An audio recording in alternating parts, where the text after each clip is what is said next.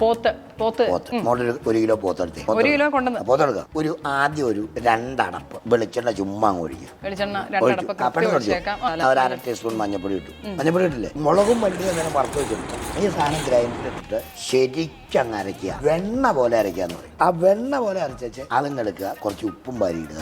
അത് ശരിക്കങ്ങ് തിരുമി കൂട്ടി ആ സാധനം കൊണ്ട് മാറ്റി വയ്ക്കുക. സ്റ്റൗ ഓണാക്കി എന്നിട്ട് നേരെ അതും കൂടെ കുഴച്ച് ശരിയാക്കി വെച്ച് കഴിഞ്ഞിട്ട് ആവശ്യമുള്ള ഇഞ്ചി, ഒരു 5 ചെറിയ ഉള്ളി, ചുമ്മാ സവോളയൊന്നും വെട്ടിയരിഞ്ഞ് അതിനകത്തേക്ക് ഇട്ടിട്ട് മതിരിച്ച് ആ ഇറച്ചിയുടെ ടേസ്റ്റും കളഞ്ഞ് ഇതൊന്നും ചെയ്യരുത്. 5 ഉള്ളി 4ആയിട്ട് കീറിയിടുക. ഒരു ശകല ഇഞ്ചി ഒരു കുറെ അരിഞ്ഞിടുക. ഒരു 4 പച്ചമുളക് എടുക്കുക, കീറിയിടുക. ഇത്രയും ചെയ്തിട്ട് ഈ സാധനം കൂടെ കൂടി ഇട്ടിട്ട് നമ്മൾ കുക്കറിലൊന്നിട്ട് വേവിക്കും. നമുക്ക് വീട്ടിൽ കഴിക്കാൻ നല്ല നാടൻ ചട്ടിയില്ല, മൺചട്ടി.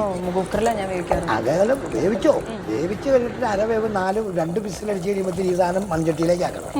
മൺചട്ടിയിലാക്കി കഴിഞ്ഞിട്ട് ഈ സാധനം മൺചട്ടി കണ്ടോളൂ ഇങ്ങനെ വെച്ച് വെക്കും. ആ 1/4 വേവില് പാകമായി കഴിയുമ്പോഴത്തേക്കും ഒരു കുഞ്ഞു ചീനിച്ചട്ടിയിലേക്ക് ഒരു 4 അടപ്പ് വെളിച്ചെണ്ണ ഒഴിക്കും.